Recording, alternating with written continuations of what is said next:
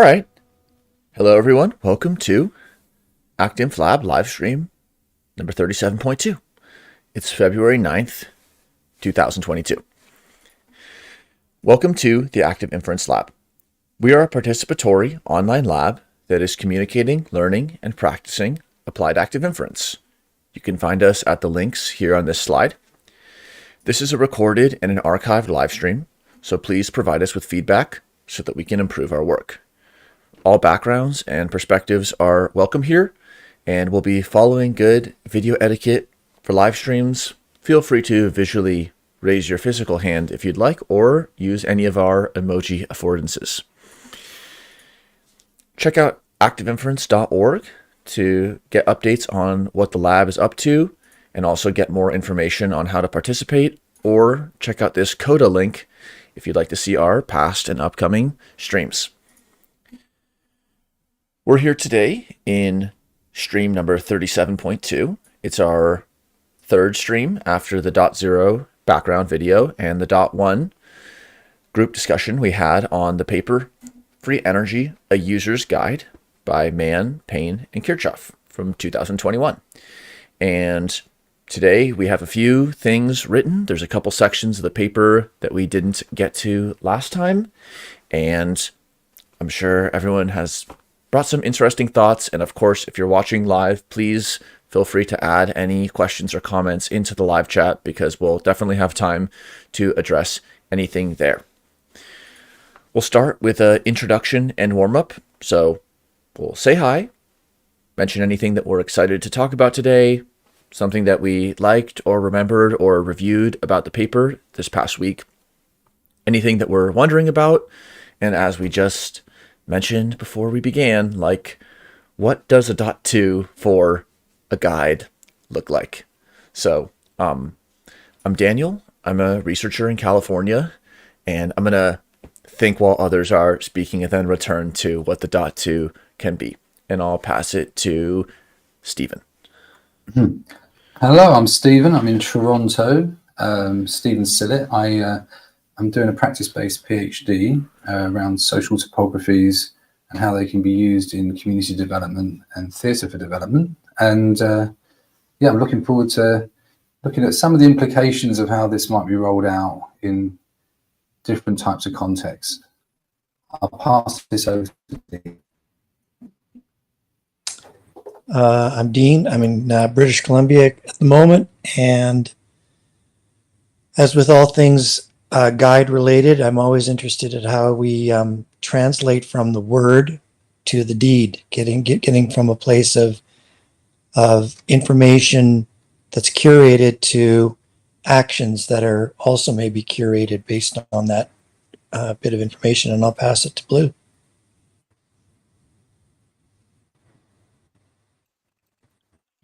Sorry, lost my mute button. I'm Blue. I'm a research assistant or research consultant in New Mexico, transported back to my grad school days. I had like a mute button loss, a time warp, all at the same time.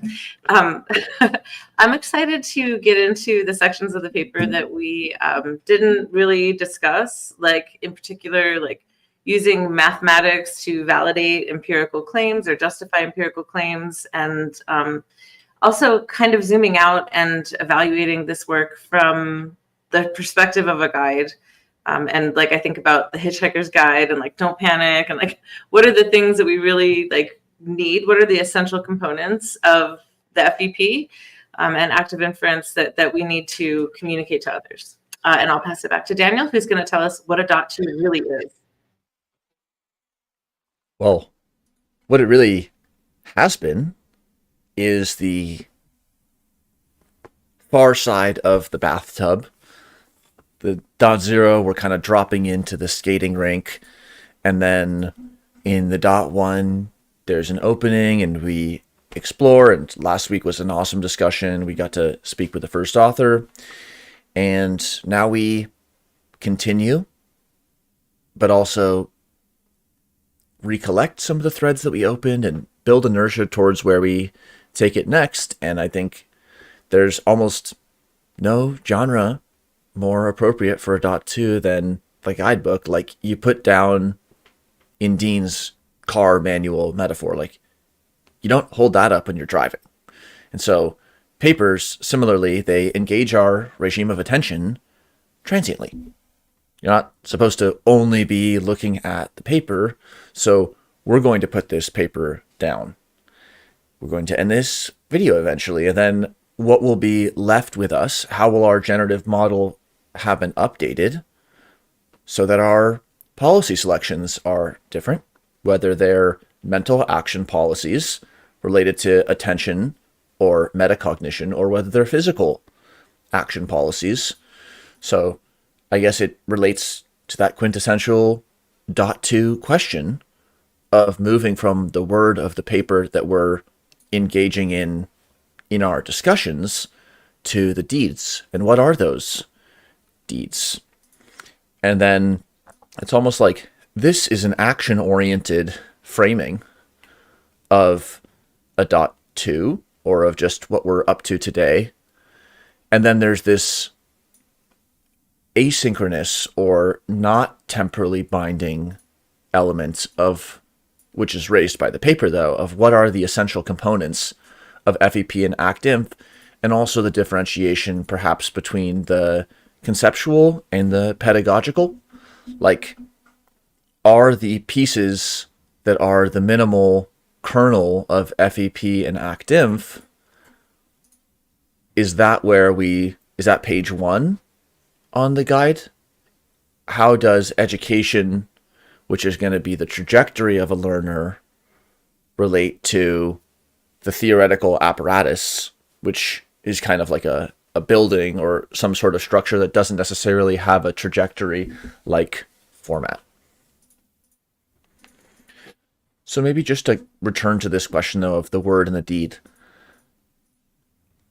In the .1, we heard about what the target audience was from the author's perspective for this paper, which was, it's a special issue, it's a topical collection called The Free Energy Principle from Biology to Cognition.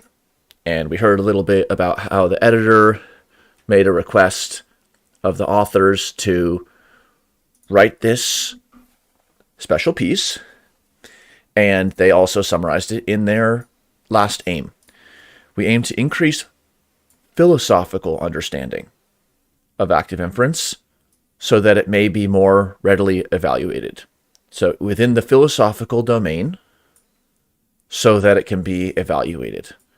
But what other domains or ideas are important here? And then what are these actions? So philosophers might be interested in reading this so that they can better philosophically evaluate. But what are the idea to deed pipelines that we're interested in or opening up here? Stephen, and then anyone else. One of the aspects that this paper talks about is how much things can be screened off, how much it gives us latitude to separate out realistic empirical interpretations from the modeling of. I think that's the feature. They also talk about, and I'd be interested in what others think about this, but they talk about the Markov blanket as giving this opportunity to screen out what's inside and outside. And I wonder how this idea of screening, because screens are not the same as a wall. It's not walling off. But as come up on the Twitter conversation with Casper Hesp this week, this idea of leakage, like if I have a screen, I've got a blind here, as I described earlier, and there's some leakage through the blind, right? But is even that idea of screening off a little bit passive? I'm curious about that, a little bit dead. Anyway. Yeah, if there weren't statistical dependencies between internal and external states, like if there were two states that were just not even, there was no path from here to there, there wouldn't even be able to be blanket states partitioned out. So internal and external states are conditionally independent upon the blanket states using the narrow Pearl 1988 sense of Markov blanket. But there is a channel, there is a path from the internal to the external states. Again, otherwise they wouldn't even be part of the same clique in that part of the Bayesian graph. And then also, yes, Stephen. Yeah, so that this click, this question of how much we need to find purchase through that blanket and the screening off, and how much we can get away with more broadly thinking about the free energy principle and inference, and how that can be stepped up and down depending on where we are in terms of empiricism and trying to make claims, seems to feature a lot in this paper. And I'm sensing that because they're sort of arguing in a way that as long as you can get functional correlations, then how you get at them, be that approximate, isn't necessarily about it being the real world that gives you it. There may be different ways to arrive at something that's approximately useful. And I think that speaks to dynamical systems over traditional systems, in the sense that I can have a system which isn't the real system, but if my system flips or the regime shifts in similar ways to the target, as opposed to it actually being it and having the right types of values in it in itself, it's more about what's the way that I start to see my uncertainty flip from one belief to another. If the way the belief updating happens is still approximately useful enough for something to happen that's viable, then that is still okay. And I'm wondering if that isn't possible in normal systems work, which isn't dynamical systems work. Let's look at the order and kind of trace the trails of the authors. So in the early example, we had just the case of perceptual inference, which was first introduced in the exact Bayes context, and then we moved into the variational Bayes catference. And we had W, world states, unobserved. That's the actual temperature in the room. X, observed data, that's the reading on the thermometer. So this is the simplest Bayesian latent or hidden state model. So is there a Markov blanket here? Asking for a friend. No, because there's only two nodes. So there cannot be a partitioning between internal and external states conditioned on a third node. There's sort of, it's kind of like the minimum 2, but now we're taking to like minimum 3. You can't have a blanket, an intervening or an intermediating or a state which makes two others conditionally independent unless you have 3. 3's a crowd, 3's a party. Now, in figure 3, there's the basic model of action. So we still have the same definitions and meanings of W, unobserved world states, and X, observations. Those observations are now being passed to the agent. And indeed, they were implicitly being passed to the agent above. If there would have been a third node agent there, it could have been said that the X was a Markov blanket, but as it's exactly written, there isn't. Right. Now, here, what are the blanketing states? X and Z.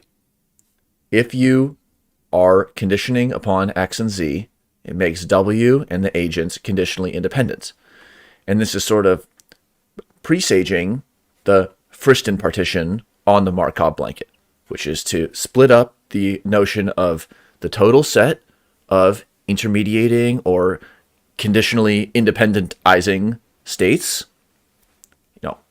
Markov to Pearl epoch, and showing them in a way that's partitioned into incoming, from the agent's perspective, statistical dependencies, which can be interpreted as sensory states or the observation of modeled data, and then outgoing statistical dependencies, Z action you select, and then those can have some influence on world states. Yes, Stephen. When you say outgoing statistical dependencies, and that's also interesting because is it at some point the outgoing cannot be statistical alone because you don't have the same kind of information availability, so it tends to be more using energy and sort of least action type approaches. So that would be, I'm sort of preempting that, but that's where it starts to split out later. But they don't get bogged down in that at this stage. They keep it all in the sort of Bayesian environment. Not exactly sure what you mean, since these arrows represent not mechanistic or causal influence, but just statistical dependencies in the graph.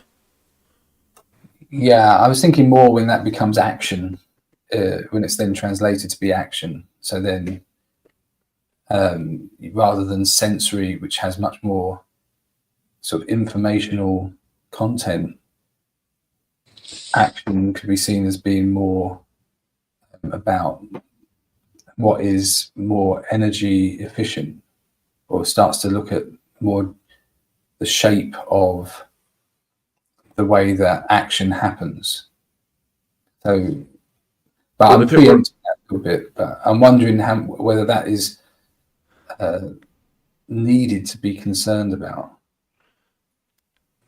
If it were a software agent, then these are both informational, really. And no matter what type of agent we're modeling, it still is just a statistical dependence. Okay. Then you brought up questions about energy expenditure during action. And that's one of the pieces that is sometimes challenging to parse out, which is like, first looking at variational free energy minimization. So this is on the perceptual side. We're looking at the instantaneous fitting of a variational model of ongoing sensory information given the priors. That doesn't mean that for example, an organism, it's the lowest energy possible interpretation of the sensory data. And then when we bring action into the picture and look at expected free energy, neither does this mean that the Z that is selected is the laziest. It just means that this G is being minimized. And so it's not the Gibbs free energy or the calories that are being minimized. It's something informational that has to do with model fitting. Yes, go for it. Yeah, no, that definitely makes sense. And one thing Carl Friston mentioned in the symposium we did is there's kind of two boundaries. There is kind of two boundaries happening in terms of Markovian boundaries. There's one coming in and there's one going out, and the blanket's kind of got both of those boundaries happening. So, like you said, yeah, it's the way that the inference happens to know what actions to take is different, but the way that information is established is for sure different going through each of those. I mean, as it is with every mode of sensory data that comes in, because it could be vision, it could be hearing, it could be kinesthetic. So you've got different types of input and you've got different types of output, but they're and in this diagram at the moment, it's keeping both of those. There's no idea of leakage or those questions about how things leak across between. It's like there's two distinct flows going on, but and it simplifies it in that sense.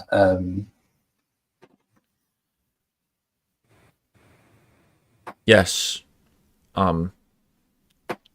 We've seen other topologies of perception, cognition, and action, like an edge connecting sense and action states, or an arrow that's having a statistical dependency the other way.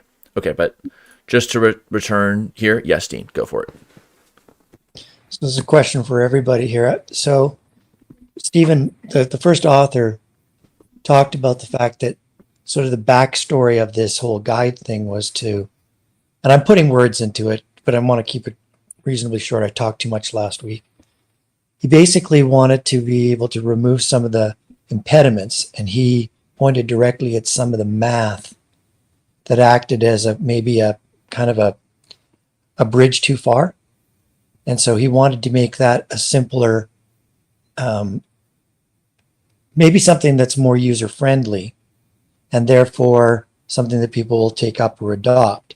And when you're putting on this, when you're putting up this slide here now, Daniel, I don't know whether, I know it eventually will be translated into the math formalisms. You had them up a minute ago, but I'm not really sure whether the evaluation aspect that philosophers are going to then decide whether something is worthy of their continued attention or not. I'm not sure if that, how does this critical and evaluation being related in this context, how does this minimize or reduce the impediment nature of what the math is? Like if we're gonna guide somebody through this, and their one of their hopes is to be able to say, okay, well, I'm not just making this stuff up. There's actually some way of being able to formalize this.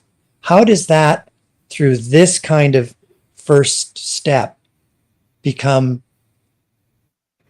easier, I guess, in terms of what the actual formula says? Because I know that when I first actually touched on the formulas myself, it didn't go back to a critical path. Like there was no real physical example I could find in the world. And I think maybe that's what helped me understand that maybe this thinking, or this ability to think statistically,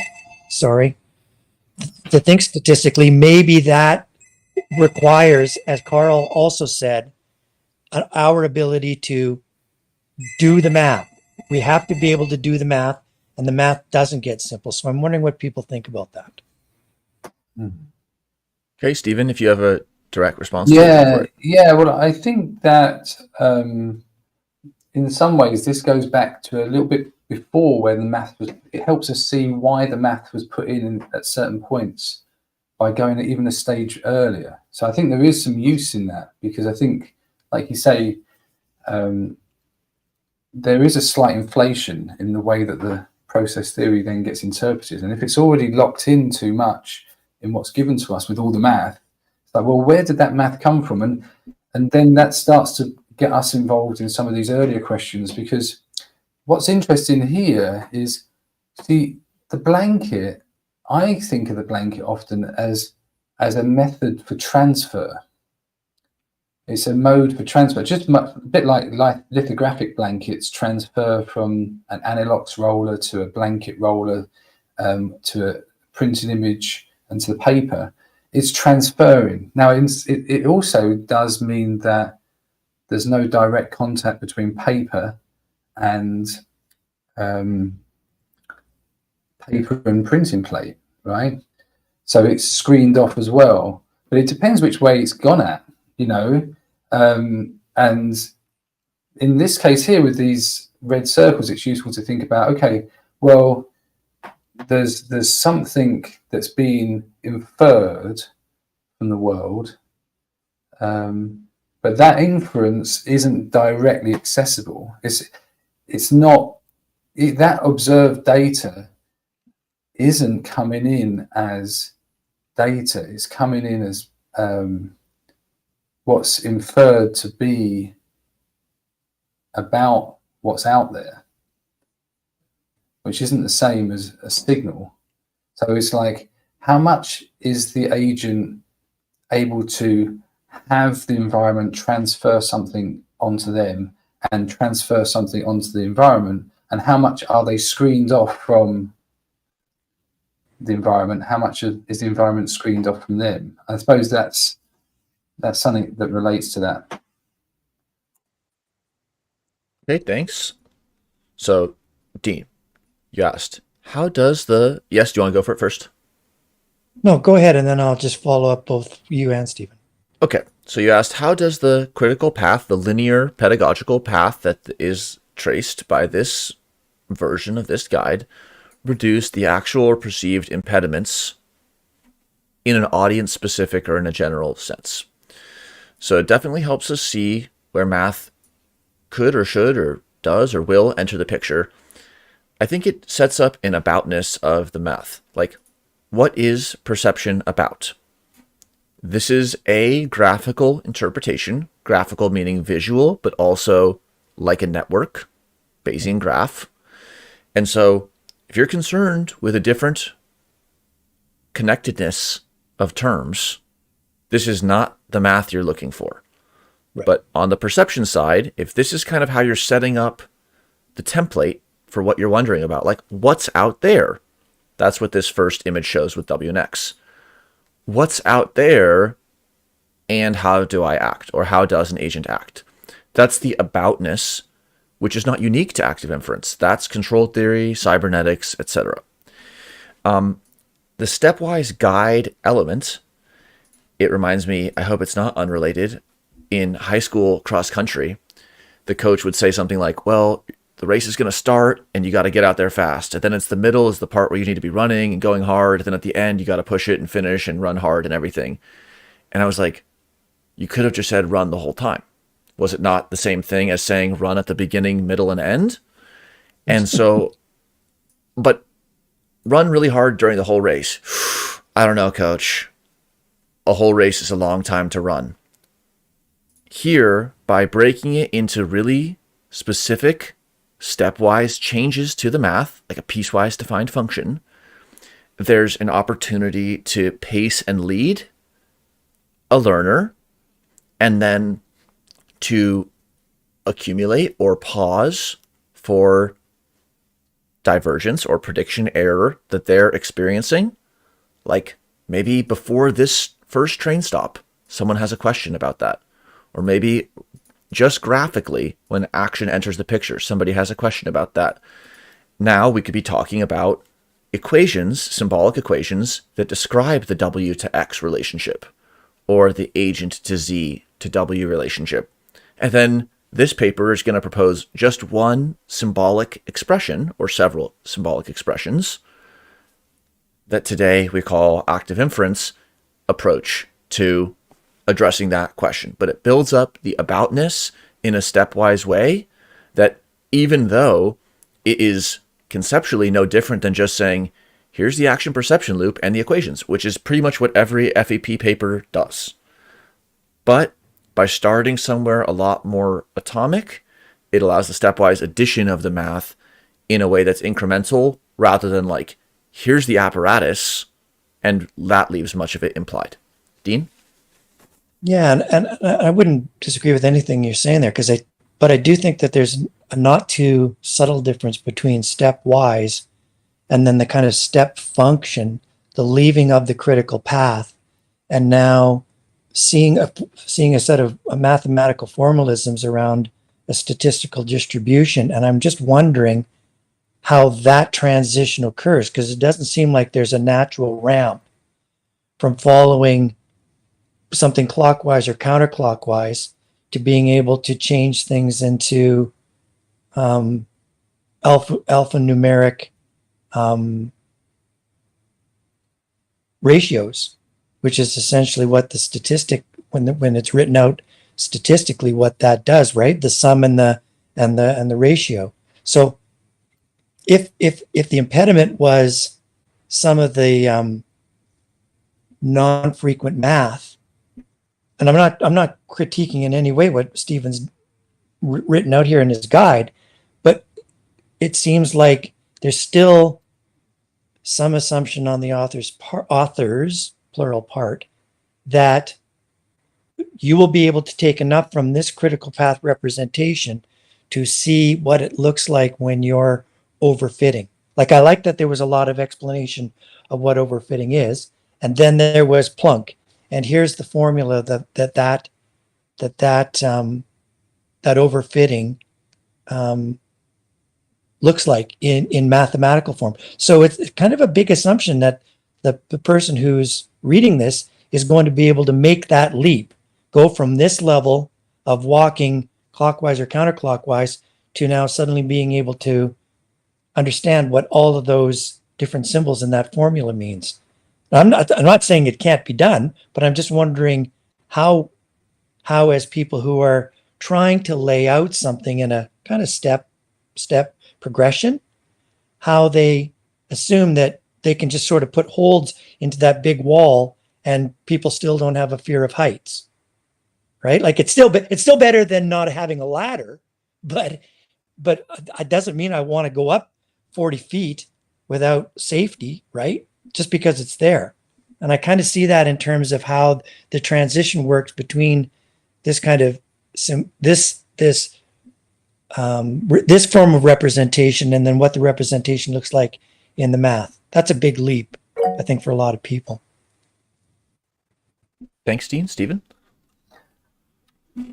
Yeah, and I suppose one danger that's always present when naming things is, and they then move into this with the predictive processing discussion, how much can you name things as being data in these contexts? So it becomes statistical, but like you say, there is effectively information coming in, but data in some ways may be a bit of a tricky word to use, because data kind of implies an inherent representational nature, and they talk about this in the paper a little bit, of that tension between something is coherent enough and can be represented, and something where you can't ever quite get at that. The inference, the predictive processing has to then leverage something like generative models using the body, etc., to even get at the to allow that arrow to be something in a much more fuzzy way, so there is always that risk of leading people astray even at this early stage. So a few comments there. Dean, you asked, how do we get from this graphical layout? So we've taken the first bite, which is, this is roughly the correct topology for thinking about problems of perceptual inference and action inference. That is, if someone reimagines this, amazing. But this is just the approach to perception, cognition, and action and impact that is a common kernel of a phrasing. Now, let's just think about it as an example rather than just the abstraction. Let's just say that we're interested in listening to a cat and then inferring what its location is. So we're only talking about this simpler W and X connection first. So here's what the empirical data are: 4, 2, 1, and 3. You could have a model of decision-making on X that just says, the cat is always in the kitchen. I don't care. I'm okay with being wrong. The cat's in the kitchen. Or someone could say, the cat's always in the bedroom. Or I flip a coin. Or I go with what some other person told me. There's many ways to make a decision about world states conditioned on data. One principled approach, which they write here. One famous method for solving this problem, Bayesian conditionalization. So that's the question, which is framed normatively here, about what one ought to do, is integrate their beliefs, which can be empirically grounded, that's parametric empirical base, upon incoming data. So first, in this case, the next little tiny step is we can use Bayes' theorem to look at inference on external states given incoming data. Again, if someone disagrees with using a Bayesian approach, an exact Bayesian approach, that's the time to speak their piece. Mm-hmm. This is a very simple example with kind of the minimum 2x2 matrix. If it was any thinner of a model on any dimension, if there was only a kitchen, then the question of location inference would be trivial. It's in the kitchen. If there was only one sound, equally it would be a trivial problem, because the sound would then be uninformative from an information theory perspective, which they're not bringing up here yet, about location. Then the next tiny step, and then Dean, is to go from the exact Bayesian approach, the parametric Bayesian approach, to variational CAT-ference, which is, imagine that this was not just 2x2 table, but there was a higher dimensional state space of observations. And so it's not going to be possible to just look at this in a spreadsheet or on a piece of paper, but it's actually a large model. And so we need tractable heuristics. And so that is the next tiny step from now we're going to take not just a principled approach to treating the W to X relationship, Bayesian perceptual inference, but we're going to go beyond that and ask what's a tractable and reasonable approximation, variational inference. There's other situations where maybe there's another tractable approach like MCMC, Markov chain Monte Carlo. That's another approach which we've talked about in other cases. That's the pointillism sampling-based approach. It works really well for certain problems. It doesn't work as well for other problems. And so that's the next little tiny step. We're going to go from this setup of perception to using Bayes' theorem. You could do otherwise. And then from using exact or parametric empirical Bayes to using variational Bayesian approaches. And again, you could do otherwise. Dean, and then Stephen. Yeah, and again, I think I'm pointing out is that for some, it is a tiny little step, but I don't think it's a ramp going from one version of representation to Foursquare version of representation to formulaic version of representation. I think for people who see the math maybe as an impediment to their further continuation of using the potential of the free energy principle, maybe they aren't such small steps. They certainly aren't ramps in terms of how we interpret each of those three particular ways of representing information. There's no ramp. There's an actual transition moving from what you've got on the screen now to the 60-40, 50-50 way of being able to interpret that way of representing the information to the one that has an equal sign. They're very, very different, right? Like, I mean, I understand the relativity piece and I see that carrying throughout. This is what relativity looks like this way, and then this way, and then this way. But I think the struggle for people who are putting guides together is the assumption that what's little for you is little for me.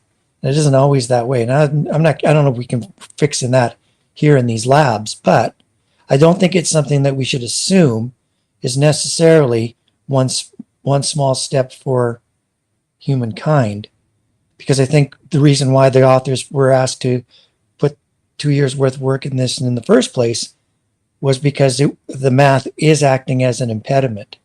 Now, do you start with the math? Because I agreed with Stephen last week when he said, this is the direction we took. We decided to slow things down, not simplify, but slow things down. So I really appreciate why they've done what they've done. But if they knew going in that they were going to have to go slow, then they're probably going to see whether or not that bump as we change representations is actually relatable to the previous version or form that the relationship was presented as.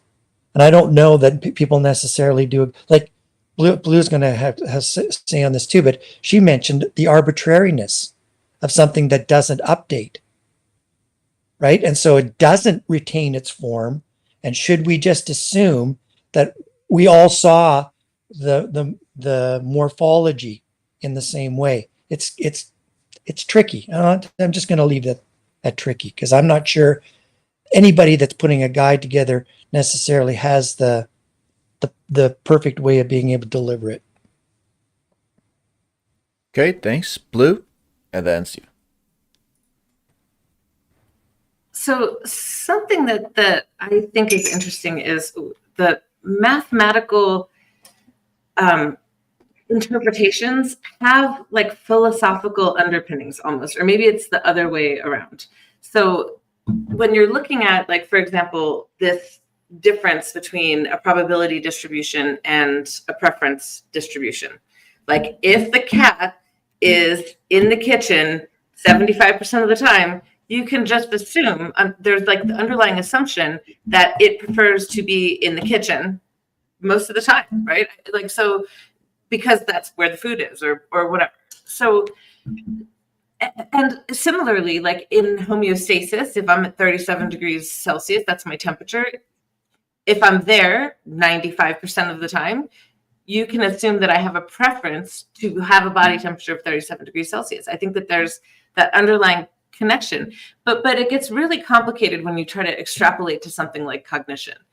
There's like, I prefer to be rich. I prefer to have 90% of the money in the world. For example, like you can say, like, I want all the money. Like you think about something like that, but then there are so many complicated, like, do I really want all the money? No, because then everyone else would be homeless and impoverished, would be horrible, right? Like, so you don't really want all the money. Like there's, and then if I prefer to be rich, but I'm stuck in an impoverished situation, you can assume that there's like a learning gap between how do I earn money and being in the space where I don't have any money. Like I don't know how to have money. Like there's a knowledge level. So when you bring cognition into it and like you ask people like what their preferences are, like I prefer to live by the beach, but I live in New Mexico. I mean, we have lots of beach, but no water. So there's like, you know, there's I don't know, there's the preferences and then the probability, but is there some kind of like cognitive dissonance? Like we think what our preferences are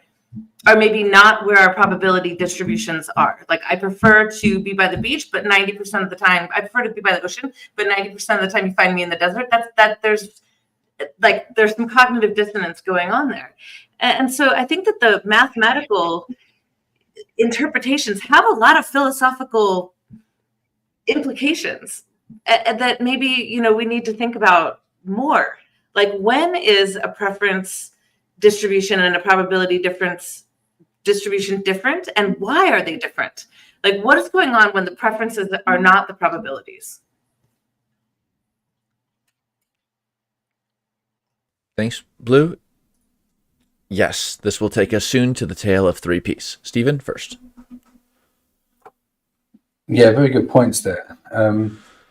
When you said, Daniel, there about the exact bays on the world, it goes into the variational bays, which in some ways as it starts to hit the Markov blanket and start to give time steps as it starts to go through into the generative model, you then got, and as was useful from our again the symposium with Carl Kristen, he talked about, you know, the starting point often for active inference is the generative model. You know, how do you get at the generative model? So the general route is that in some ways this exact base is almost needed in the modeling sense to give you what we think we know the world is when we're setting up our model or our experiment of people doing something where we're going to see what the results are. So it's like the agent can't know what W is. They can't know what the exact base is. But like with the cat experiment, sorry, the cat matrix there, okay, we could arbitrarily put one in that we kind of can say we know as objective observers. It's going through, goes to the agent, and then the agent does something, okay? And as Blue said, sometimes that what they do isn't only in response to what's coming in, which is quite often not. It's not just I've seen food, can I eat food? As much food as possible. There's this, well, what's the consequence of my actions going forward? Maybe a lot of times we then start to get into this higher dimensional stuff where the circle that you put in there going into W, there's that red circle on the left, which sort of goes into the W, is what is really of concern. You know, the humanities are around what's that about, right? And normally the generative model work that is done in active inference is the circle on the right hand side, i.e. how do we predict the way beliefs are being updated, and what's the way the beliefs, because it's normally coming in that direction, because you can sort of control you can do an exact Bayes. There's the one place you could theoretically set your experiment with an exact Bayes is W. It's kind of hard to put exact Bayes on an agent unless, of course, it's a robot potentially. So I think there's something quite interesting there about how much is this, and it's a practical instrumental tool, right? How much is this about the way that modeling happens, and how much, and the maths to make that happen, and the philosophies to make that, and how much then is this broader, and it may be that it gets recapitulated depending on which parts we simplify or allow to be more complex or want to get a purchase on out of those circles. And maybe you just explain why you put the circles where you put them, just to see if I'm getting your rationale. But I think that was kind of useful to put them in. I'm just highlighting the directedness of these statistical dependents. This circle of action policy influencing unobserved states, we've seen it in the partially observable Markov decision process as where? That's B. W changing through time is B. That's how hidden states change through time. State 1, state at time 1, state at time 2. Then Z influences here in this simple, only 4 nodes. So if you only get 4 nodes, you draw the dependency that way. Like my action to change the thermostat in the future will change the temperature. When we can unpack it a little bit more and move it from this sort of minimal cybernetics or control framing into some of the little bit more built out models we've looked at, that is where policy selection influences B. And so yes, there's enormous concern over how our actions influence things that we can't directly observe, save for by proxied information incoming back to us. And that is not a unique problem to active inference. Dean, and then Stephen. I think I'm going to circle back to what Blue was saying, because I think she's hit on something really critical.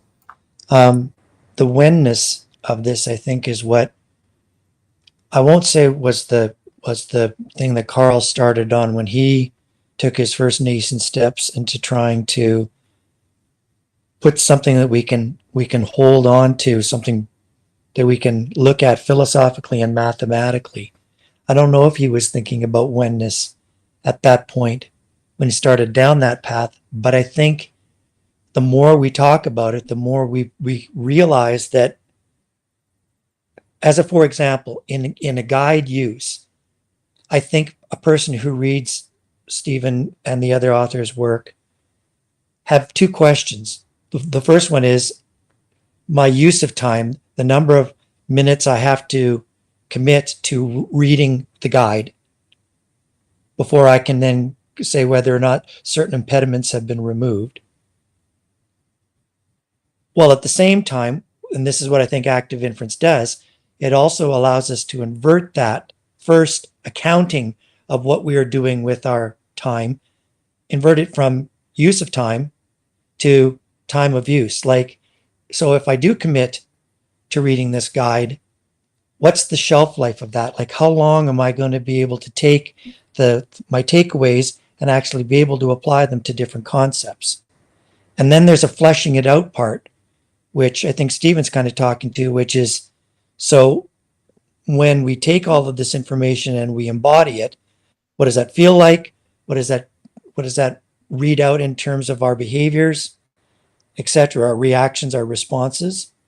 So I think ultimately, if we're looking at the whenness of this, we have to start talking about heuristics. And Stephen specifically spoke about that. He said, I think I'm paraphrasing him, but I think he said, we were concerned about whether starting with simple doesn't also have a cost. We know that it has a benefit because it doesn't overwhelm people.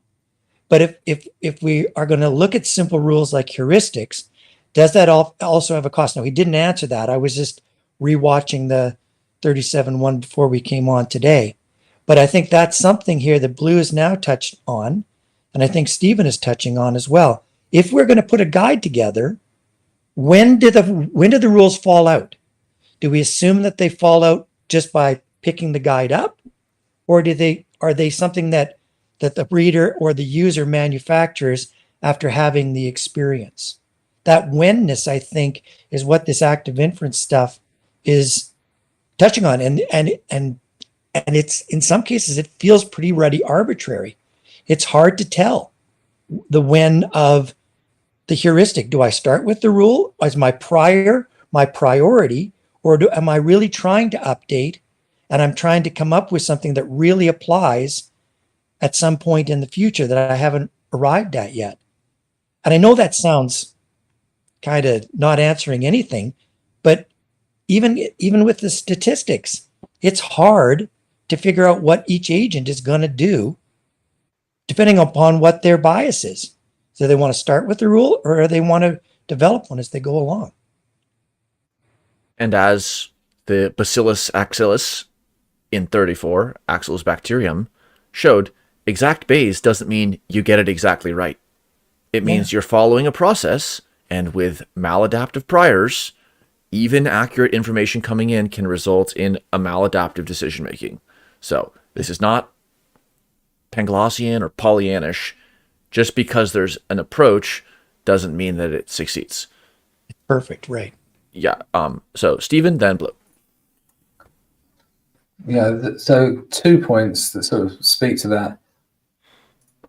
Well, I'll say the second one first, just because it was in mind, is when we see the modeling, we often see, say we talk about the bacillus, or we see the way that modeling happens, high order agents such as humans tend to find that the W is fixed as like the cat is either purring, or it's meowing, it's in the kitchen, it's an exact, or it's in the bedroom, right?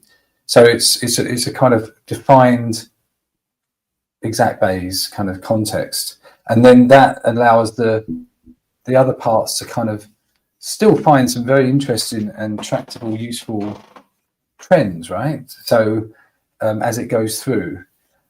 Now, when it goes, then the other way is, okay, how do you get into something which isn't exact Bayes? And you tend to see it turn into the swarming of voxels, those small, Lorenz attractors or bacillus. So very, very, very simple agental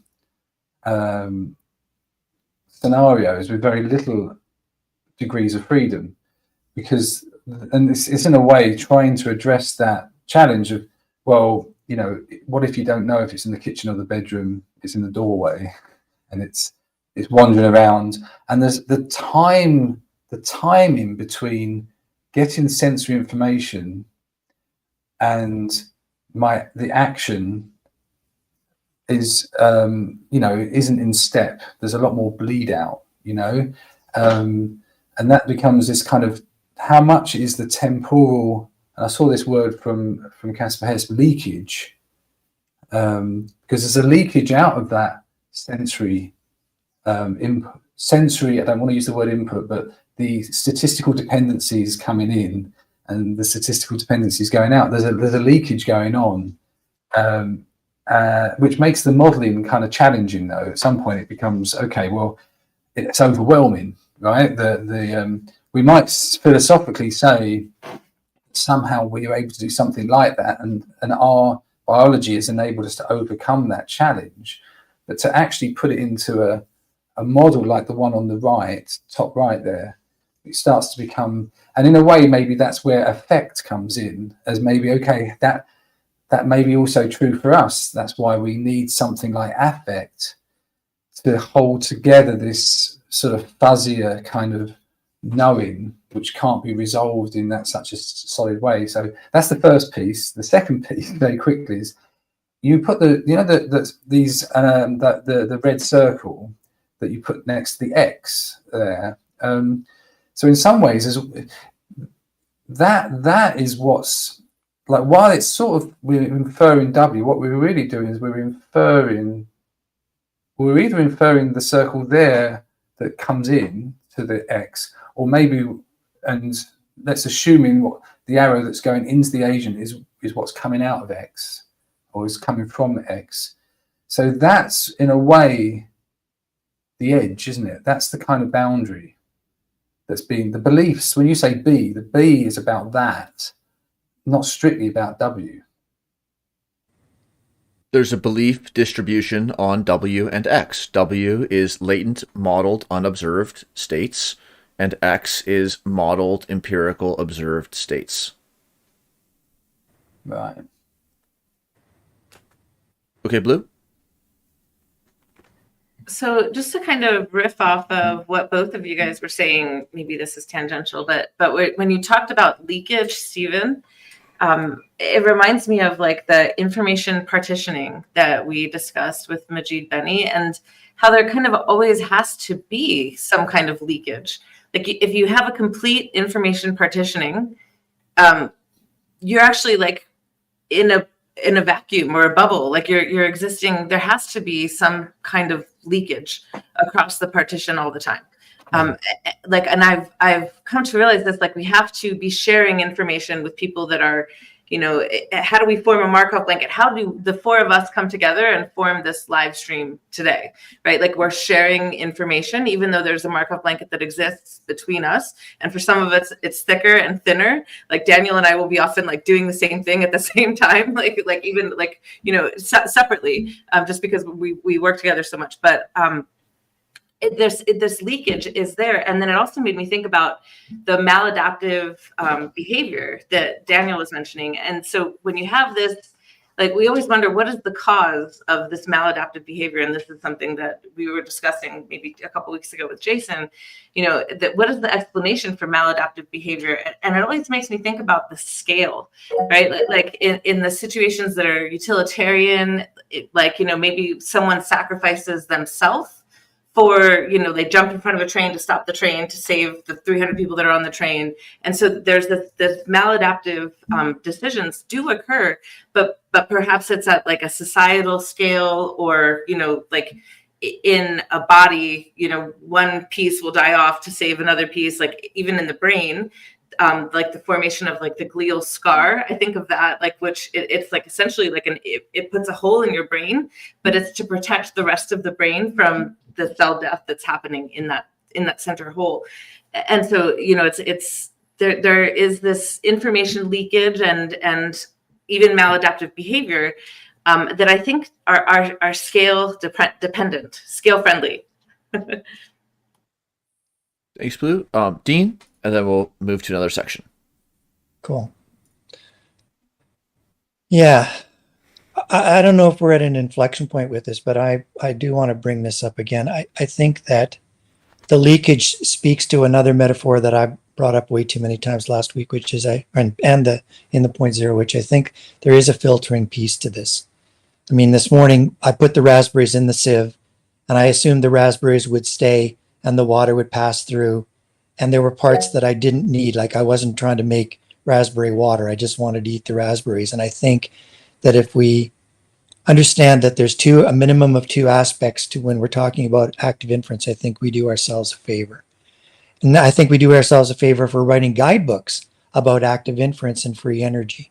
So I think the guidebook for the guidebook, if there were some pillars that we could put a guidebook on, here would be my suggestions. First of all, there is going to be, because we have a Markov blanket, we have a separation, that differentiation and that integration are going to be inherent in however we observe something and then respond to it. The second thing that I would suggest is there's a certain blind spot removal piece to this.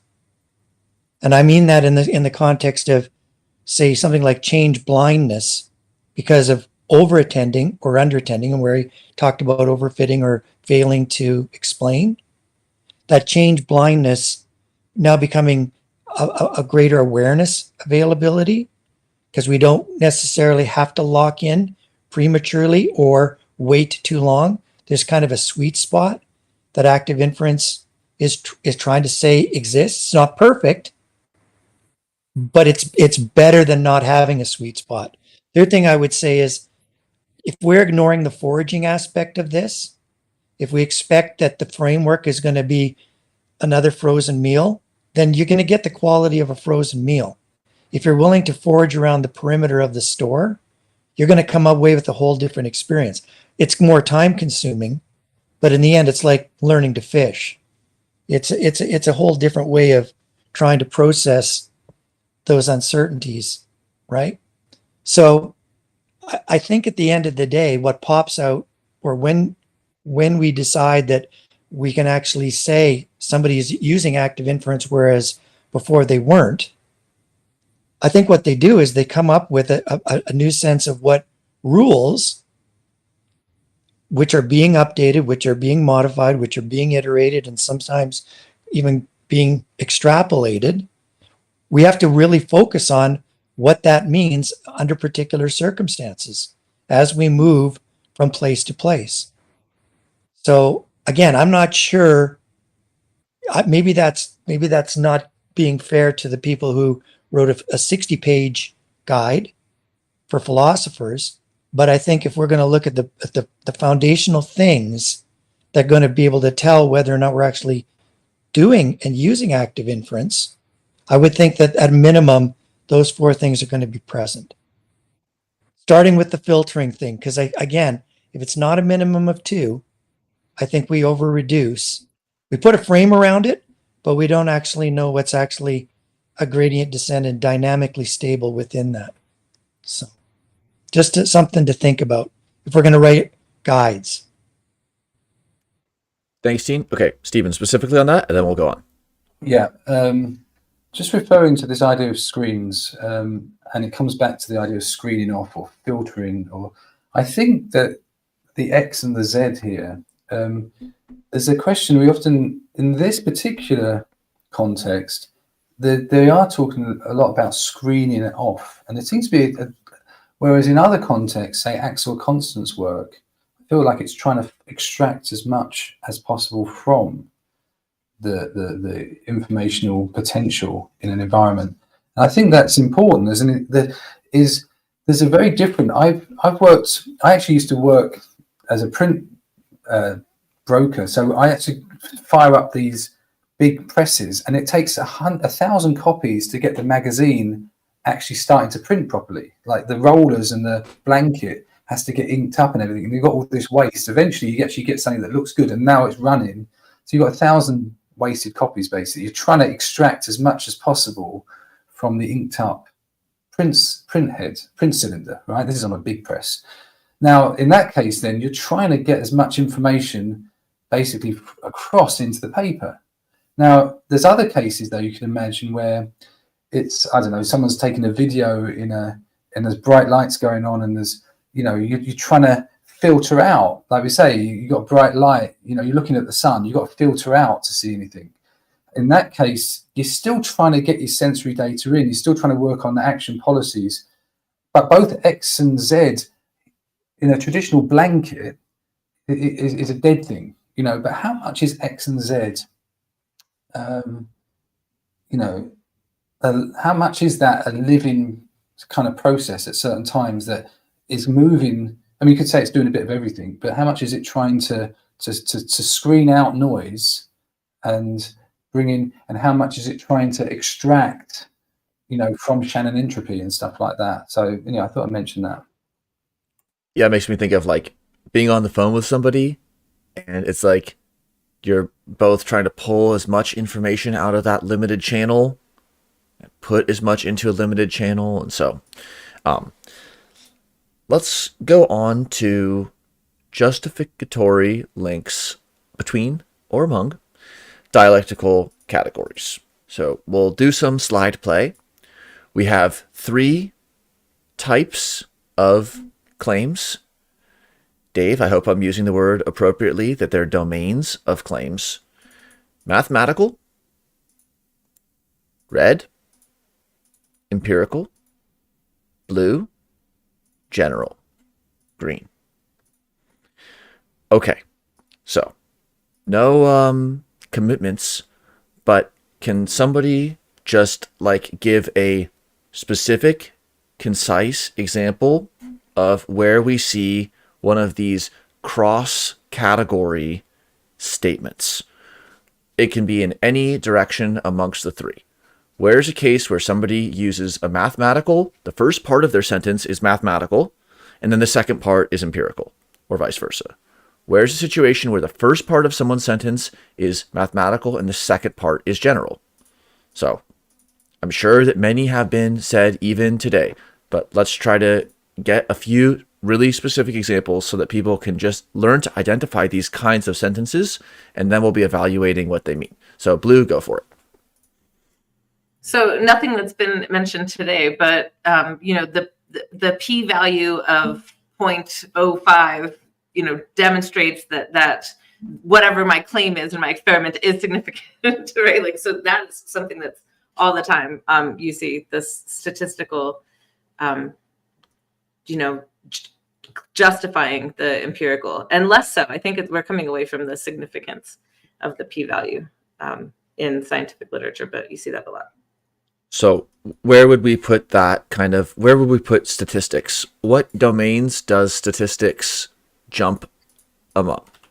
So statistics to me is math. Like, statistics is the sentence that bridges, that's the field that bridges mathematics and empirical claims. Like, so when you make the sentence, my p-value of 0.05, p less than 0.05 demonstrates that whatever my claim is, my empirical claim is significant. So for me, statistics is that bridge between math and empirical claims. Awesome. Yes, totally agreed. We looked at these two categories of ant, and we saw this one doing it 6 times, this one did it 2 times. We did some math on the numbers 6 and 2. You can't do math on the ant. You do math on the numbers 6 and 2. And from that mathematical claim, we're going to say something about those 2 categories of ants. So yes, mathematics going to empirical is a lot like statistics. Okay. What about empirical going back to mathematics? What is a specific natural language expression where somebody begins, where the warrant of the rhetoric is empirically driven, meaning based upon observation, and then the consequence of the argument is mathematical?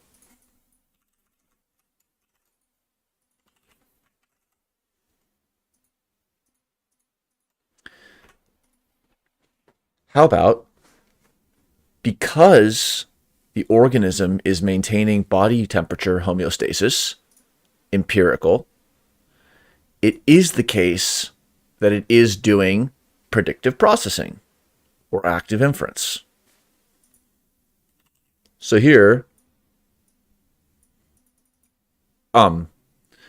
it's now there's so many ways to even enter here, but this would be like from results.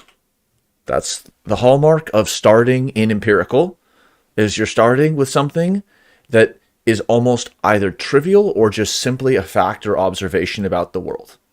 So from results to what? Some sort of statement about. Now, what's interesting about the way that the authors did it here is they have none of the 3 cases have mathematics in the second position. And that's kind of like the XKCD comic, where mathematics is like, oh, I'm way over here, I can't hear you, the field's arranged by purity meme. Because mathematics is almost framed as like internally coherent, and then information comes out of mathematics. But because it's theoretical or abstract, there is an internal logic in mathematics called proof. And then there's very little need to have something enter mathematics, which is why we'll see as we start to flesh out this shape. Stephen? Yeah, as you're doing that, I'm curious what you think about something like gambling. Say someone is, betting on horses. There's the statistics of the horse gambling, and then there's their motivation for gambling. So in terms of the empirical, you can see, okay, the behavior is fairly consistent, certainly over a type of gambler at a horse race. The math can be established, but then there's, I don't know whether it goes into the general, well, what's people's motivation for the teleology? But maybe I'm jumping the gun there, but am I on the right lines there in terms of how would you put that into this scenario? Can you restate it with an antecedent and a postcedent? Just a specific rhetorical nucleus? Okay, so there's a because X, then Y. Oh, because there is a group of people at a horse racing track, and because we know that these horses have performed in a certain way over previous races, we can predict the probability that the horse will win or be told to people to win as being X. The motivation for people to make that inference about and the behavioral choices is maybe more general. But that seems to be yes. More, yeah. We'll get to the general edge because it's very connected to math. Okay, Dean? No, I was just going to say I like the word results there, but I think what it's implied is that there were a certain number of observations taken that then moved the formalism to something specific.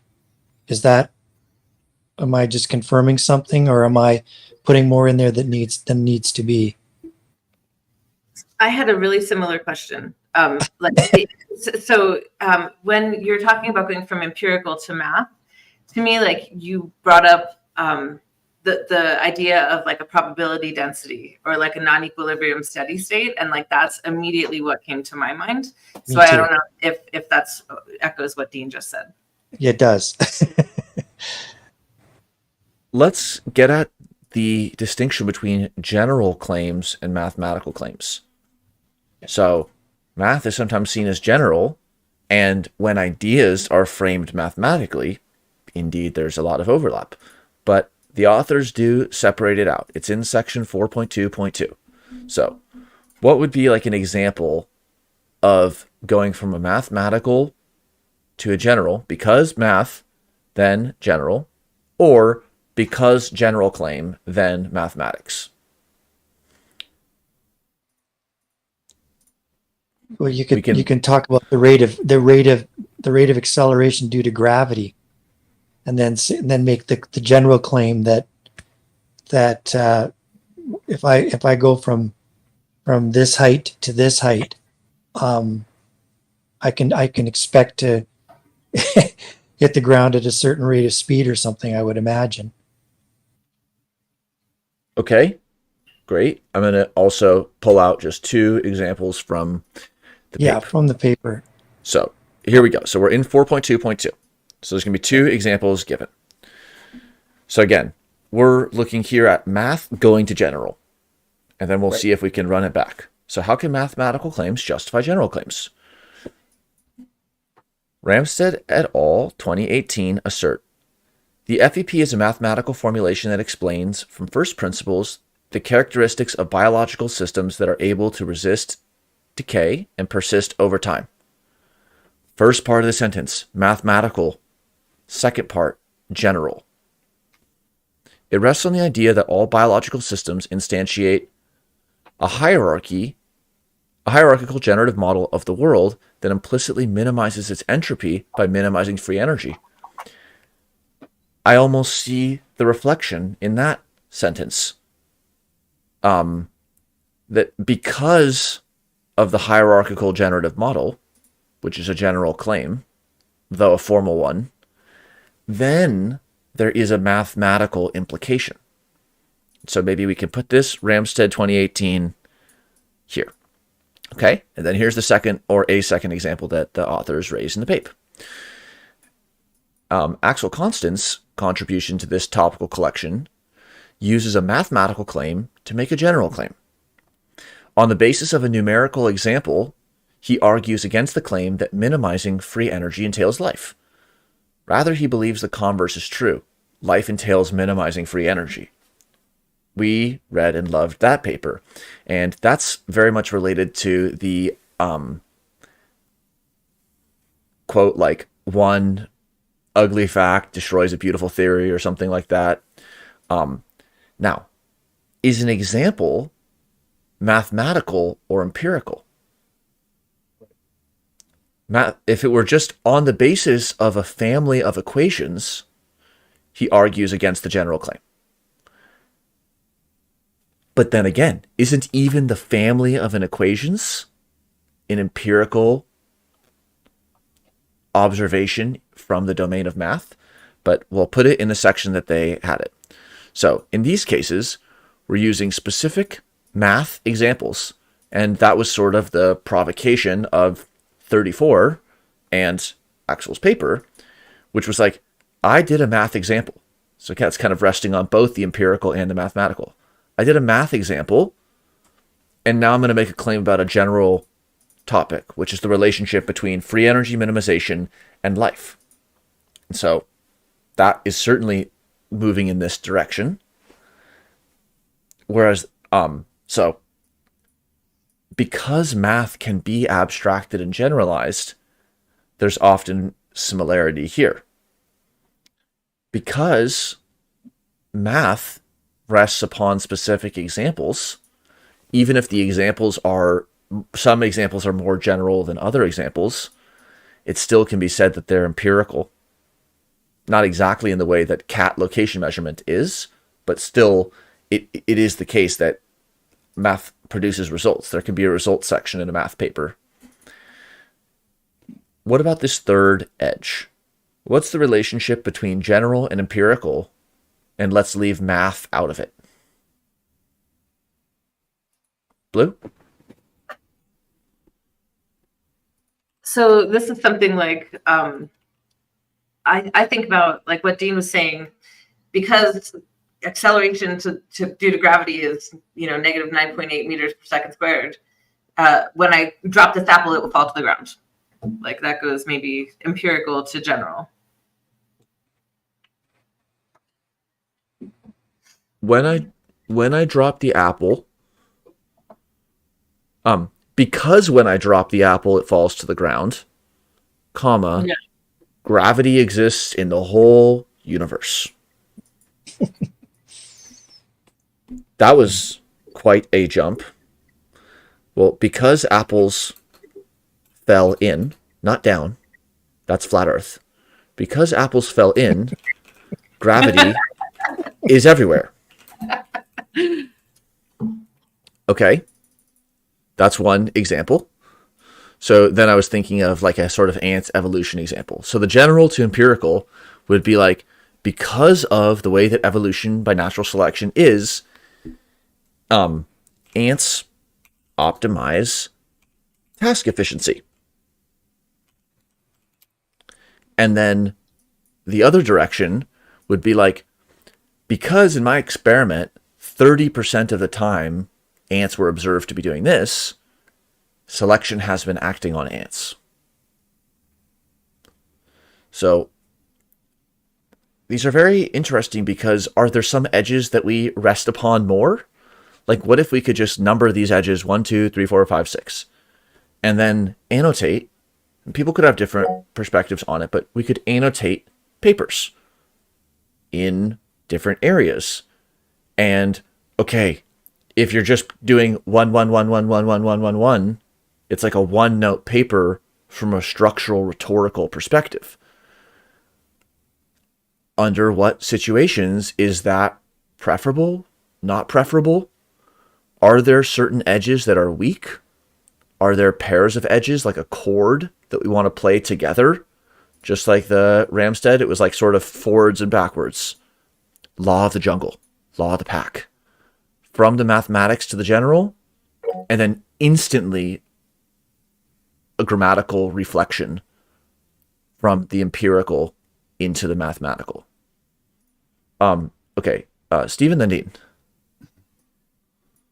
So one question first, I just asked, empirical could be seen as, is that exact Bayes going into empirical means observed. Observed. So the exact Bayes, if you're just taking however you lay that out, if it hasn't been computed beyond observed, okay, so effectively that's true.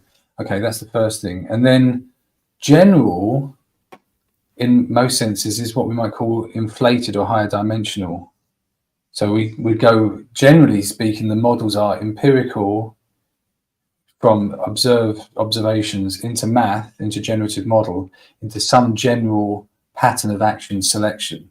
However, it could be possible, but generally it's intractable for complex situations to go from general to empirical and then try and get the math out, which is kind of what Alex is saying.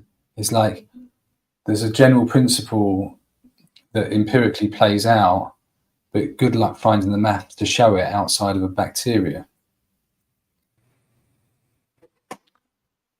Okay, Dean? So I find it interesting, Daniel, that you just to keep the conversation sort of alive, as you talked about the edges of those three circles, and I think the task of being able to find examples of those bidirectionalities again goes back to that question of so what are the rules and how fluid are they? And as we're moving from one node, so there's a change, the moving from node to node, we're building that relationship, we're building out these rules. Is that one of the great byproducts of being able to maneuver and manipulate, not getting stuck with only a sense of unidirectionality or oneness? Does this reinforce the idea that if we're going to actually really be able to demonstrate the use of active inference, for example, as an instrument or a tool to be able to gain a greater awareness, are we really then talking about how we not just find examples of rules, but actually form them?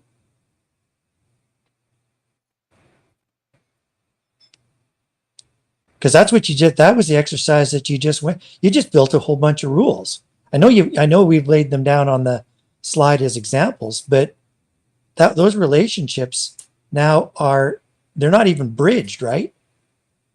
They've now got some sort of a pairing effect. So is that it? I'm looking today back to and then what happens? What I'm looking today for is, so we guide our way to what? Is there now an awareness, a sense that we didn't have before we went through that effort? And is the thing that kicks out rules, or is it just examples? What do you think? I'm asking you, Daniel, because you did the most of this work. Do you see the rules, or do we just see the examples? I just think about how in a nested cognitive model, the outcome of one layer is like the inflow of another layer. So even a rule can be a rule in one layer or application, but yet it's also an example of a rule. Mathematics and general claims tend to be more rule-like. But again, even rules are examples. Whereas empirical, it's always the exception that proves the rule. Like it's the exception is the observation which transcends rules. Because if it happened, it had to have occurred. And so the empirical, to me, is like examples when you're in this domain. And then movement away from the examples in the scientific empirical sense pushes us into the rule world. So here, this red line is going to be more example-like. And so in that sense, like with the caveat again that even rules and generalizations are examples of. But in the scientific empirical sense, this is more like an example. And then Can you hear in your own explanation the sort of justifactory link between example and rule? Do you hear yourself justifying the difference between how we might look at math and general as being different than the empirical? That's all I'm trying to bring out. And again, there's nothing, I mean, it makes perfect sense. But I think if we're going to find that somebody used a guide, and what is the result of that, it's going to be that people have a better sense of what the rules are and what the examples are and what the relationship is between those two things. That would be, goodness gracious. I mean, if I'm talking to anybody between the ages of 22 and 62, if we could get there, holy mackerel. thanks, Stephen. In terms of opening up our understanding of things, right? One thing I think with what you're saying there, Dean, is which does become interesting, and something Daniel mentioned. When we have multi-scale, the actual nature of the rule example actually can shift, and as teleologies shift, that I think is kind of revolutionary in a way when we start to think about there's a variation in the nature of what rules are present, so the sort of rules around what it means for me to do something in my environment. My cells individually can't play that game. My organs can't play that game individually, right? So there is this challenge, right, of integrating, or maybe this is idea of, okay, well, as well as saying what's happening, where is something, or what temporal and spatial scale does it hold? And I think that may be something that's kind of interesting, is where, so generally speaking, people go to the racetrack and they behave in certain behaviors at the scale of their part in society, but and we have empirical data to support that. However, at the biological level, it may be something to do with adrenaline rush. You could talk about, or you could talk about the fact that they just happen to have a nice sandwich bar, and someone enjoys getting the food, right? They don't even like gambling that much. Whatever it is, or wearing a funny hat at Ascot. So there's something there that could. How do we? I wonder that multi-scale question, because I'm very caught with the idea that you've got Axel Constant taking very, very small. You have this incredibly small world being addressed with active inference, and then we have quite sort of, you could say, gross examples at scale, which ends up revealing a lot, at larger scale. But I wonder what you think, Daniel, about what happens, and that reflects what Daniel, I think, was saying about nested systems, and they're sort of informing each other in a way. Like if I think I'm going to win some money on the races and I better get myself sorted, I might sustain my stomach a bit more, so I've got a better glucose level to make a good choice, right? So suddenly there's two different levels coming into play, or just different scales. So I don't know if I don't think that's confusing things, but I think it does make the modeling question, because active inference is ultimately a modeling process, which is trying to get at, I would say it's trying to either get at the general or to predict an empirical. If I'm looking at this diagram, but maybe I'm mistaken there. Right, where is active inference in this? Is this the trace of active inference, Is this the map, and then we play on this territory? What is the adjacent possible? And so we can ask first, where's active inference here? And when is it here? And then what next, Dean? Yeah, this is where I think it's in the relationships and how we decide to parse those relationships. And it seems rather arbitrary. And I think it's one of the reasons why we can always disagree on when the rules are in effect and when they're not in effect. I mean, it's happening up here in Canada. We've got all these rules in place, and then people just decide to pull up big trucks to the border and go, no, we don't like your rule. Right? And so now being Canadian, now we have to figure out how we're going to deal with that, because we don't have any guns. So I guess we're going to have to disassemble all the trucks or something by hand. But the thing is that if you actually look at this, active inference is in the relationship. And I think I think to Stephen's point, if we think that a rule applies without limits, that's the scale free part of it. From a mathematical standpoint, we can find cases where that's true. But then there's a very scale friendly part of it, which says, this rule doesn't seem to make sense in this specific situation. And that's where Axel came forward. He essentially said, I'm sorry, but, and so did, there was another author we had very recently who agreed and said, it was Majid. Majid said, look, there's a piece to this that says there's something that's local and proximal and specific. And why are we pretending like that fits the same context as scale free? So again, I don't see that means that active inference is useless. I think what it means is it tell us when we can differentiate and when we can integrate. That's relational.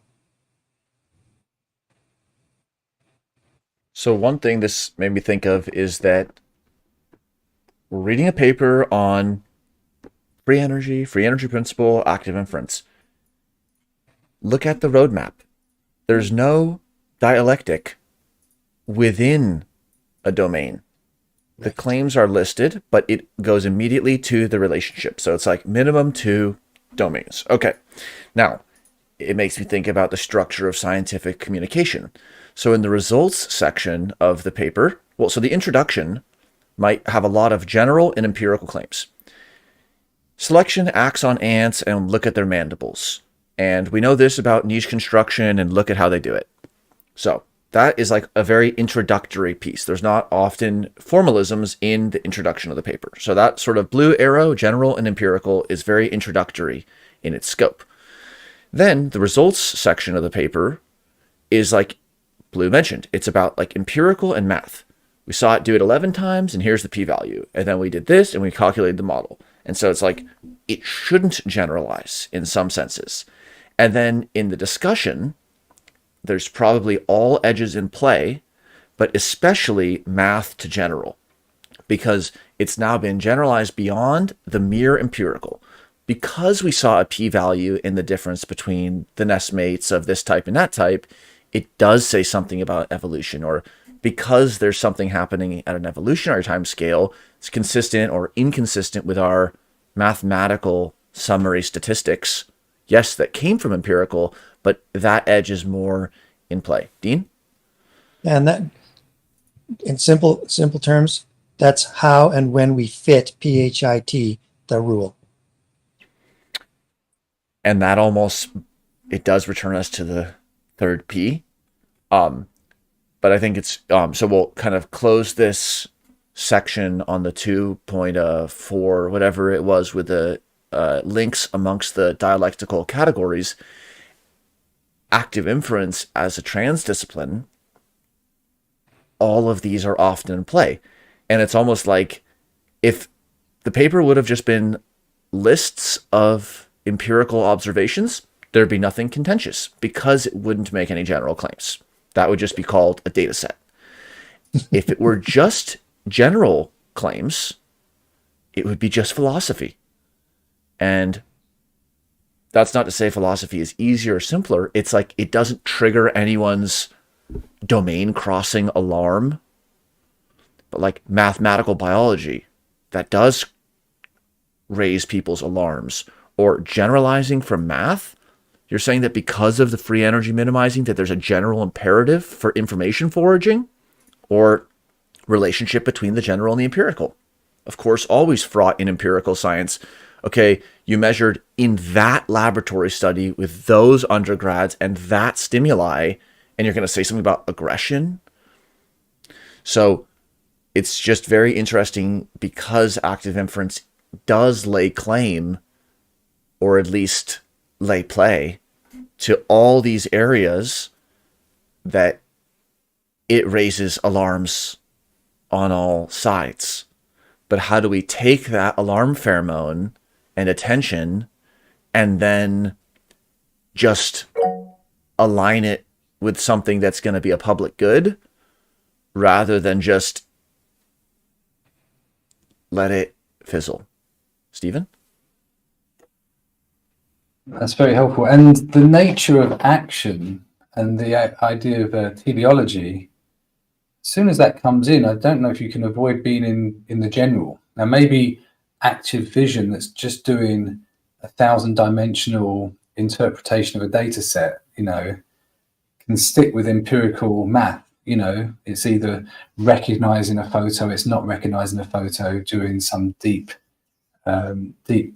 computational processes. But action, and particularly then action policy and then teleology, and would you say that? Would you say there's general claims, or where would teleology fit in here?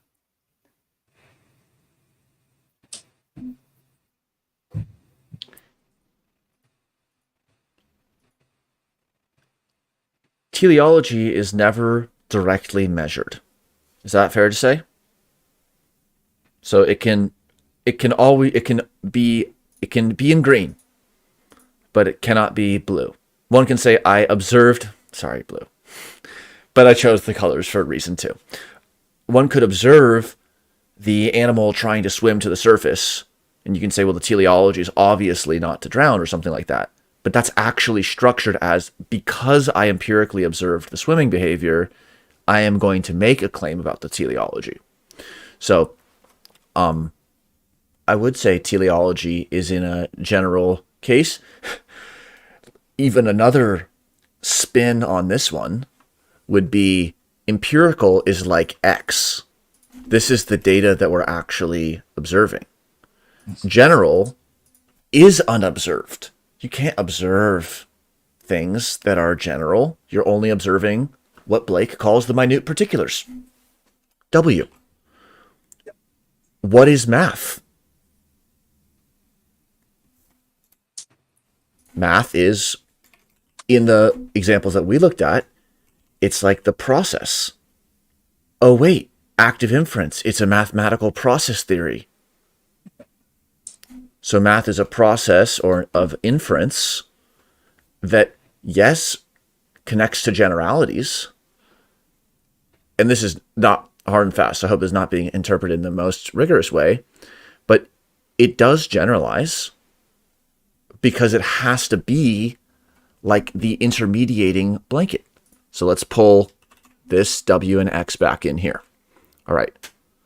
So here we have the empirical states here being observed. That's our data. Okay. And then here's the things that we would like to generalize on. And then this gets to Dean's question about how do you go from this to equations? And here's math as our sort of blanket in the middle. That's when we actually do, whether it's variational Bayes, or whether it's exact, or whether there's some other mathematical approach, it's how we're going to go from these generalized or hypothesized things that we didn't observe. How are we going to connect that domain? And so it's almost like a little boomerang. So there's probably a lot more to explore here too, Dean.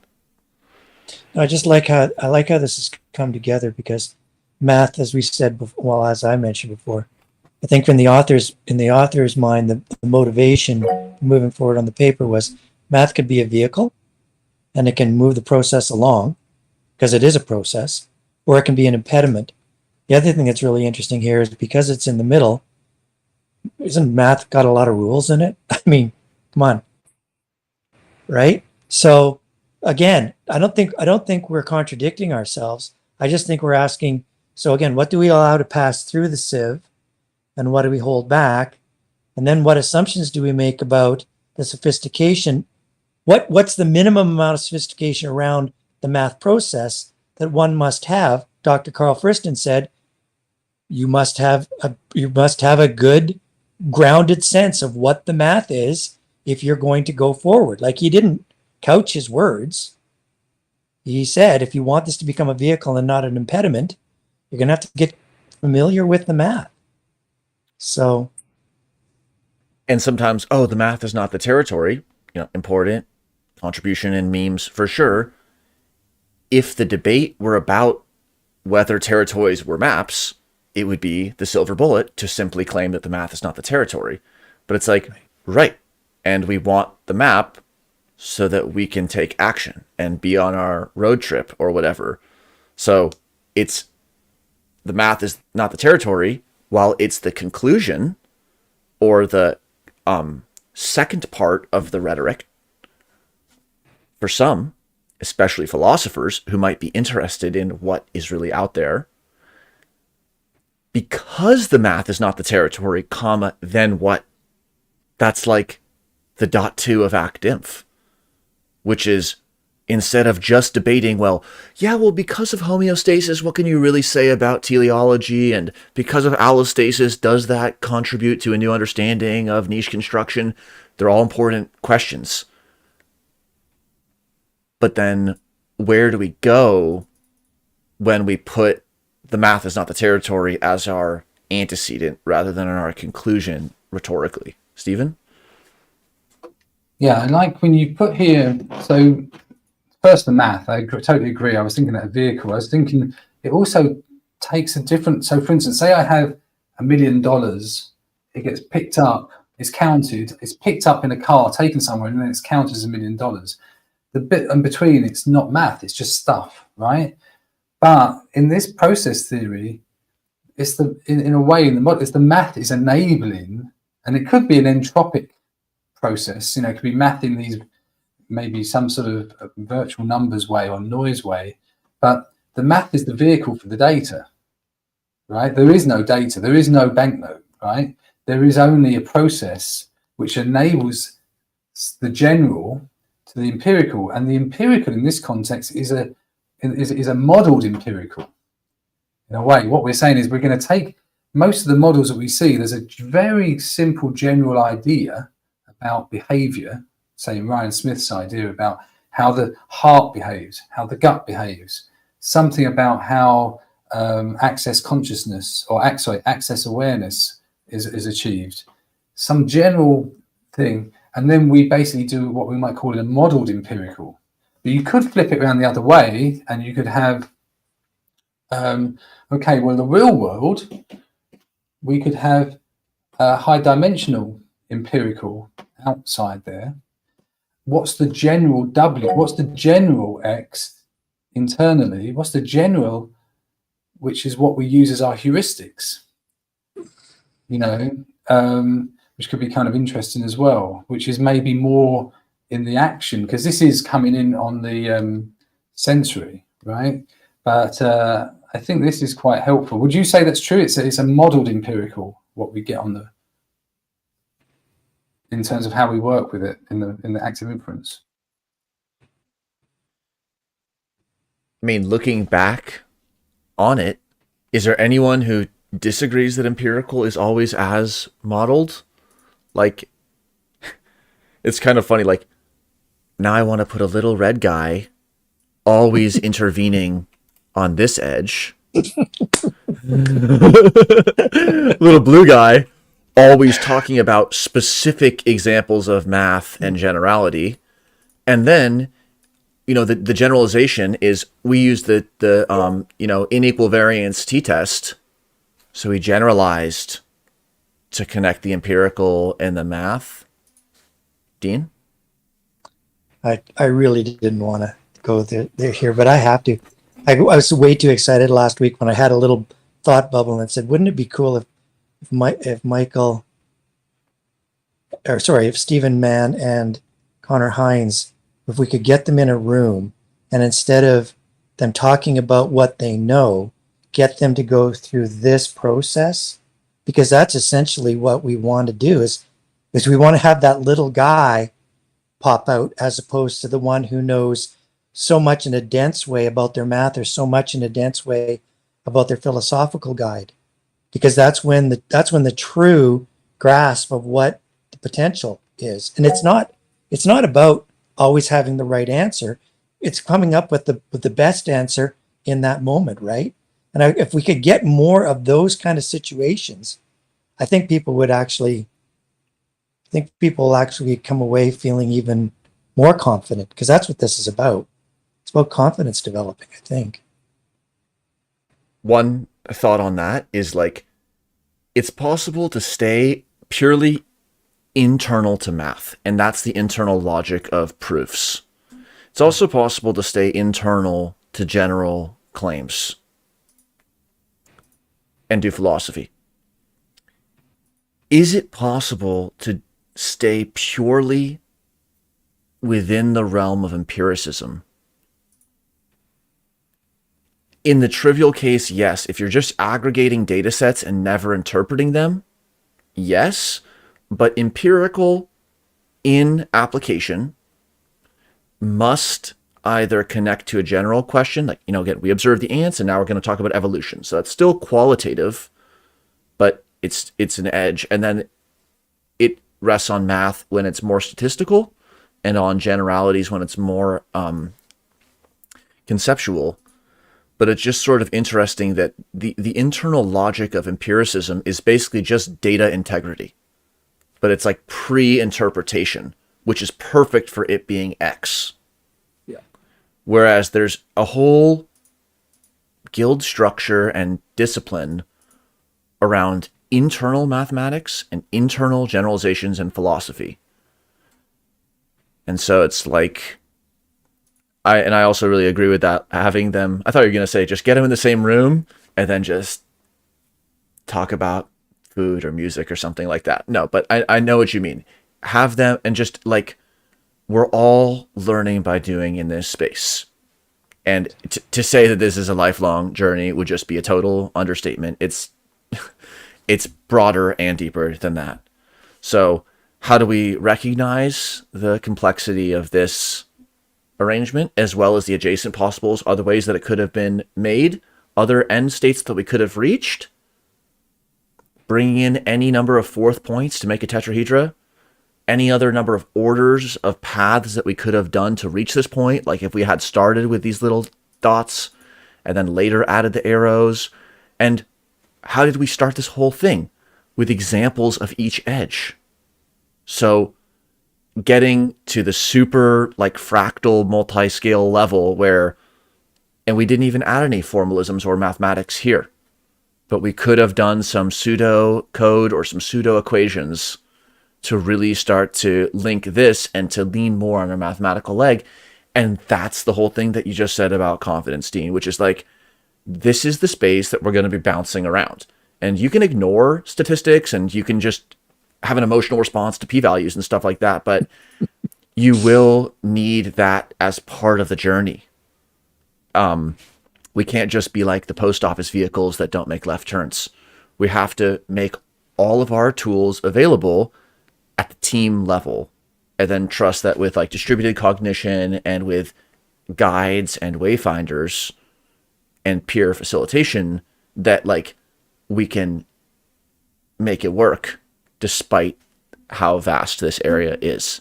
So yes, Stephen, as we go for our final commentary. Yeah, I think you made a good point there. With that green arrow, just one last thing with the green arrow you put there, could that be more implementable?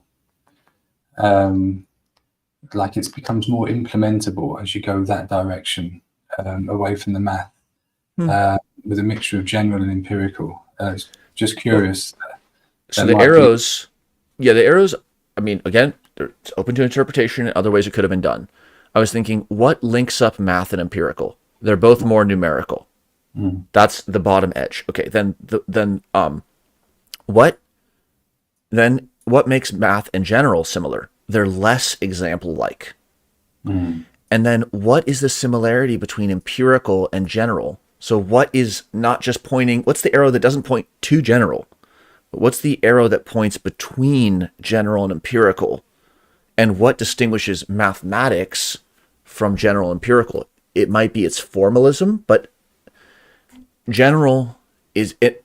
Well, I'm thinking implementation, or maybe this does get into teleology. Like it shows you more, like the empirical is what's actually happened. So like I always, this is an example, is the accountant said to us once, and it always stuck in my mind, is, you know, I've said this before, what is an organization doing? What's they about? And he said, don't tell me your mission, don't tell me your vision, show me your budget, show me what you're doing, or show me where you spend your time. So in a way, it's like that. What's the empirical as well as the that goes to the general to show me, well, that gives an idea then of something that can be done, as opposed to words or even a mathematical, well, words can be like a mathematical formula in many ways that help tell people what you want them to think, but maybe not what is going on. So anyway, I like those 3 arrows. I think it's really useful. Any final comments in the last 1 minute? Dean, and then Blue. So real quickly, I think that a lot of times at conferences people go and they want to talk about what they know. But I think that this example today was an example of where you come in not necessarily knowing, but discovering. I think it's another fine example of what we're talking about when we're talking about active inference. If I caught Stephen Mann and Connor in the same room, the place that I would want to begin is what don't you know? How would you guys attack this from not your strength, preferences, probabilities, and fit, but from what you don't know, but is still in the room? And I think that's very complementary to the more traditional conference way of disseminating information. There's my word for today. And then even socially at the conference, people connect with the people who they do know. And that's the little click network instead of connecting with people who we don't know. And so it also ties to hopefully some of our values too. So Blue, any last thoughts? I'm just thought of complexity science and the interdisciplinarity and the real value that goes into co-learning or working outside of your comfort zone, because really like that's where the growth happens. So I like those ideas a lot. Yep. Working with people you know can have amazing pragmatic utility. And it must be balanced with the epistemic and with expanding our horizons and perspectives as well. So yeah, totally agreed. Well, another fun one. Can't say we prepared too much, but I think in the end, it went just fine. So thank you all for joining and for participating, and we'll